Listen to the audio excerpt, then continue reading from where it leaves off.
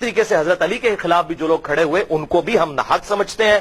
اور آپ حیران ہوں گے کہ صرف مولا علی رضی اللہ تعالیٰ عنہ کی جنگیں ہی ایسی ہیں جن جنگوں کے بارے میں آپ صلی اللہ علیہ وسلم کی پریڈکشنز بخاری اور مسلم، ابو داؤد، ترمذی، نسائی، ابن ماجہ اور مسند احمد میں موجود ہیں.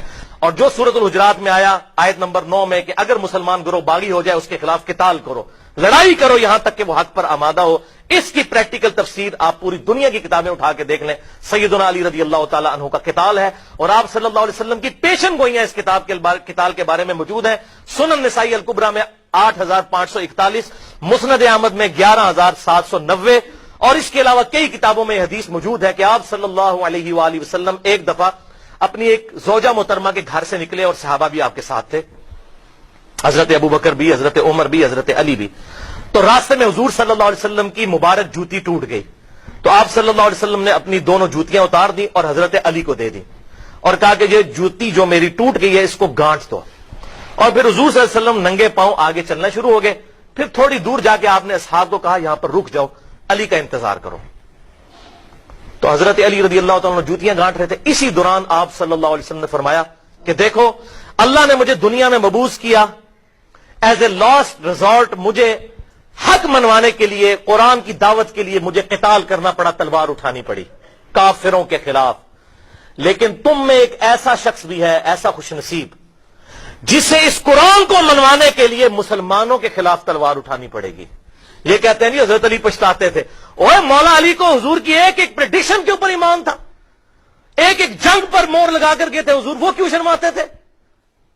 یہ سعودی عرب کی تنخواہوں پہ پلنے والے مولوی لوگوں کو یہ باتیں بتاتے پھرتے ہیں، اس ملوکیت کی تنخواہوں پہ پڑھنے والے، کہ حضرت علی پچھتاتے تھے.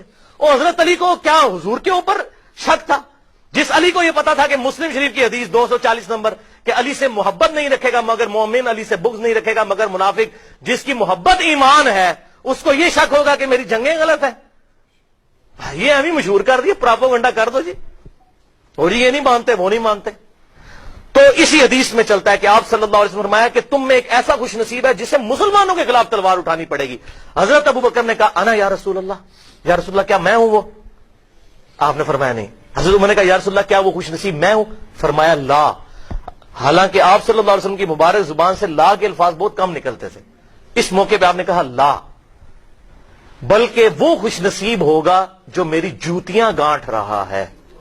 صحابہ دوڑے مولا علی کی طرف اور کہا کہ آپ کے بارے میں حضور نے اتنی بڑی پریڈکشن فرمائی ہے کہ جیسے حضور نے قتال کیا کافروں کے خلاف، اس کتاب کو منوانے کے لیے آپ آن دا بہاف آف پروفٹ مسلمانوں کے خلاف تلوار اٹھائیں گے. تو حضرت علی مسکرا پڑے. صحابہ کہتے ہیں ہم سمجھ گئے کہ حضرت علی کو بھی حضور نے یہ بات بتائی ہوئی تھی. حضرت علی کو پتا تھا کہ میں نے، اور جس کو یہ سب کچھ پتا تھا بھائی میرے اسے اپنی جگہوں میں شک ہوگا؟ کوئی شک نہیں تھا. تو ایک ایک جنگ کے اوپر مور. جنگ جمل پہلی جنگ ہوئی جو، اس کے بارے میں مسند امام احمد میں 24299 نمبر حدیث ہے. شیخ البانی سلسلہ حدیث صحیحہ میں بھی لے کر آئے.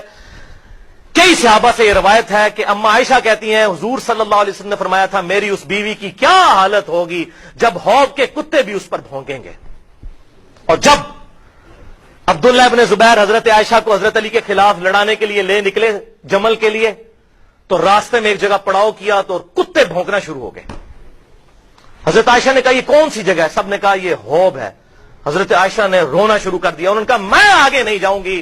مجھے حضور کی وہ بات یاد آ گئی کہ آپ نے فرمایا کہ میری ایک بیوی ایسی ہوگی کہ جس پر کتے بھی بھونکیں گے اس کے عمل کی وجہ سے، مجھے واپس لے چلو. عبداللہ ابن زبیر نے کہا اماں آپ کو صلح کے لیے لے کے جا رہے ہیں. اس طرح بہلا پھسلا کر لے گئے. اور پھر انجام کیا ہوا؟ پوری زندگی حضرت عائشہ رویا کرتی تھی. المصنف ابن ابی شیبہ میں موجود ہے، صحیح بخاری میں موجود ہے کتاب الجنائز کے اندر. وہ کہتی تھیں، المصنف ابن ابی شیبہ کے الفاظ ہیں کہ میں نے حضور کے بعد بدعت کی ہے علی کے خلاف جو نکلی. حضرت عائشہ کے الفاظ ہیں. یہ نیک آدمی کی نشانی ہوتی ہے، اللہ تعالیٰ اسے توبہ کی توفیق دنیا میں دیتا ہے. مجھے میری شوکنوں کے ساتھ دفن کرنا، اور یہ الفاظ بخاری میں بھی موجود ہیں. میں نہیں چاہتی کہ ابو بکر اور عمر اور رسول اللہ کے ساتھ دفن ہو کر لوگ ان کی وجہ سے میری تعریف کریں کہ جو کچھ میں نے حضور کی وفات کے بعد کیا. پوری زندگی وہ روتی